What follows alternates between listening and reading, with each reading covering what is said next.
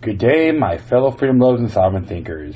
This is LL3's newest podcast. My name is Craig, and right now I'm in the beautiful mangroves of South Florida, and today is January 16th, 2014.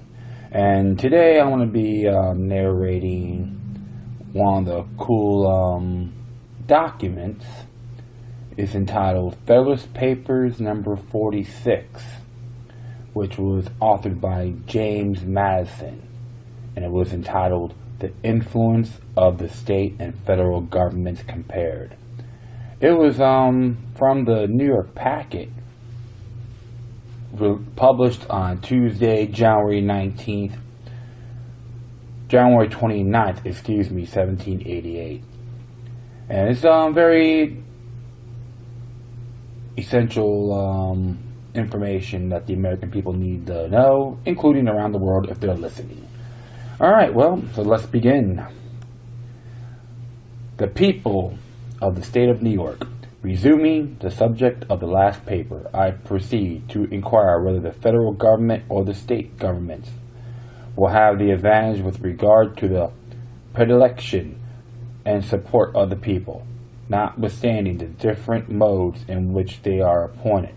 We must consider both of them as substantially dependent on the great body of the citizens of the United States.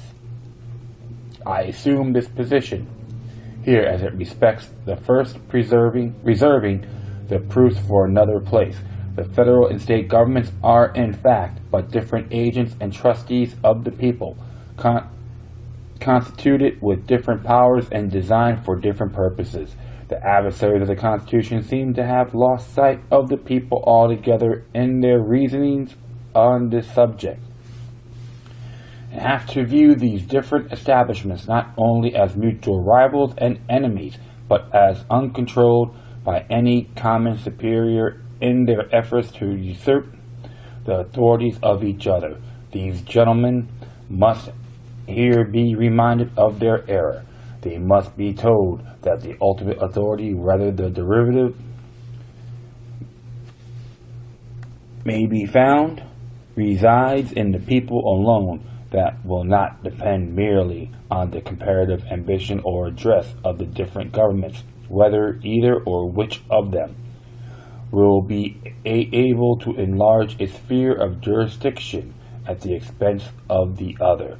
Truth, no less decency, requires that an event in every case should be supposed to depend on the sentiments and sanctions of their common constituents. Many considerations besides those suggested on a former occasion seem to place it beyond doubt that the first and most natural attachment of the people will be the governments of their respective states. Into administration of these greater number of individuals will expect to rise from the gift of these a greater number of offices, and emoluments will flow. By the superintending care of these, all the more domestic and personal interests of the people will be regulated and provided for.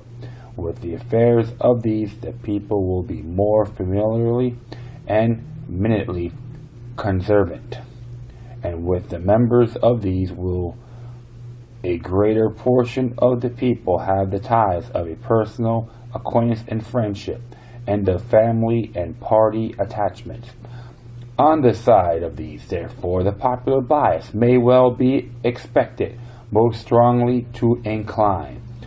Experience speaks the same language in this case. The federal administration, though hitherto very defective in comparison with what may be hoped under a better system, had during the war, and particularly whilst the independent fund of paper emissions was in credit and activity and importance as great as it can well have in any future circumstances whatever.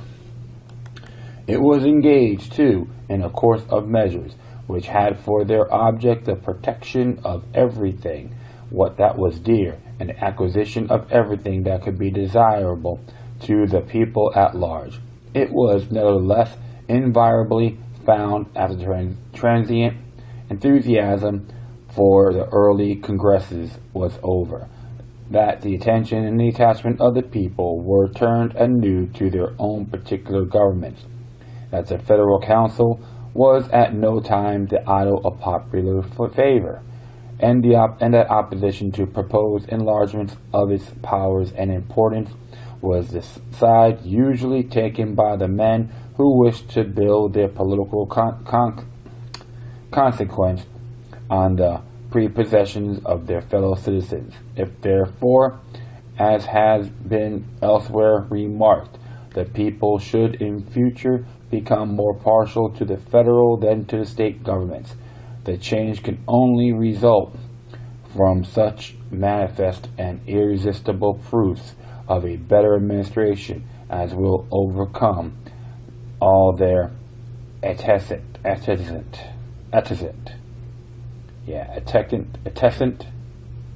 how you spell it. Okay, another word I'm learning today, folks. Antecedent propensities. In case the people ought not surely to be precluded from giving most of their confidence where they may discover it to be most due. But even in that case, the state governments could have little to apprehend, because it is only within certain spheres that the federal government can, in nature of things, be advantageously administered. The remaining points on which propose to compare the federal and state governments are the disposition and the faculty they may respectively possess to resist and frustrate the measures of each other. It has already been proved that the members of the federal will be more dependent on the members of the state governments than the latter will be on the former. It has appeared also that the prepossessions of the people, on whom both will depend, will be more on the side of the state governments than the federal government. So far, the disposition of each towards the other may be influenced by these causes. State governments must clearly have the advantage. But in a distinct and very important point of view, the advantage will lie on the same side. The prepossessions which the members themselves will carry into the federal government will generally be favorable to the states. It will rarely happen that the members of state governments will carry into public councils a basis in favor of the general government. A local spirit and infallibly prevail much more in the members of Congress than a national spirit will prevail in the legislatures of the particular states. Everyone knows that a great proportion of the errors committed by the state legislators proceed from the disposition of the members to sacrifice the comprehensive and permanent interests of the state to the particular and separate views of the counties or districts which they reside, and if they do not sufficiently enlarge their policy to embrace a collective warfare of their particular state, how can it be imagined that they will make a aggregate prosperity of the Union and the dignity and respectability of its government the objects of their affections and consultations, for the same reasons that the members of the state legislators will be unlikely to attach themselves sufficiently to the national objects. The members of the federal legislatures will likely to attach themselves too much to local objects. The states will be to the latter what the counties and the towns are to the former. Measures will too often be decided according to their probable effect, not on the national prosperity and happiness, but on the prejudices, interests, and the pursuits of the governments and people of the individual states. What is the spirit that is generally characterized the proceedings of Congress? A perusal of their journals, as well as the candid acknowledgments of such as have had a seat in that assembly will inform us that the members have but to frequently display the character rather of partisans of their respective states than of impartial guardians of a common interest, that were on one occasion improper sacrifices have been made of local considerations to the aggrandizement of the federal government, the general interests of the nations have suffered on a hundred from a undue attention to local prejudices, interests, and views of the particular states. I mean not by these reflections to insinuate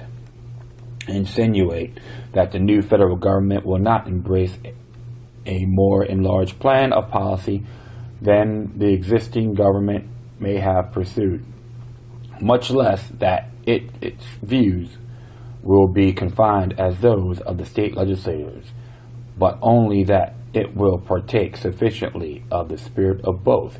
It is to be declined to invade the rights of the individual states or the prerogatives of their governments. The motives on the part of the state governments to augment their prerogatives by defalcations from the federal government will be overruled by no rhetorical predispositions in the members. Where it admitted, however, that the federal government may feel an equal disposition with the state governments to extend its powers beyond the due limits, the latter would still have the advantage in the means of defeating such encroachments. If an act of a particular state, though unfriendly to national government, be generally popular in that state, and should not grossly violate the oath of the state officers, it is executed immediately and of course by means on the spot and depending on the state alone.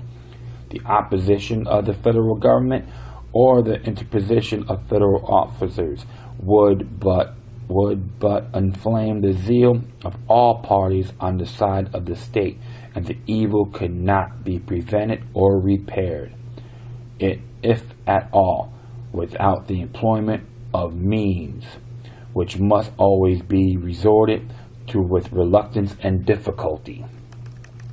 On the other hand, should an unwarrantable measure of the federal government be unpopular in particular states, which would seldom fail to be in the case, or even an unwarrantable measure be so, which may sometimes be the case, the means of opposition to that are powerful and at hand, the disquietude of the people, the repugnance and perhaps the refusal to cooperate with other officers of the Union, the frowns of the executive magistracy of the state, the embarrassments created by legislative devices which would often be added on such occasions, would oppose in any state difficulties not to be despised, would form in a large state very serious impediments, and where the sentiments of several adjoining states happen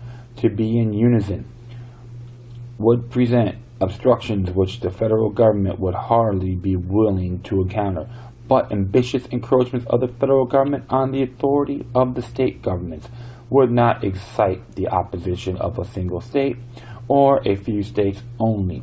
They would be signals of general alarm. Every government would espouse the common cause. A correspondence would be open. Plans of resistance would be concerted. One spirit would animate and conduct the whole. The same combinations, in short, would result from the apprehensions of the federal, as was produced by the dread of a foreign yoke, and unless the projected innovation should be voluntarily renounced, the same appeal to the trial force that would may be in one case was made in the other. But what degree of madness could ever drive the federal government to such extremity? In the contest with Great Britain,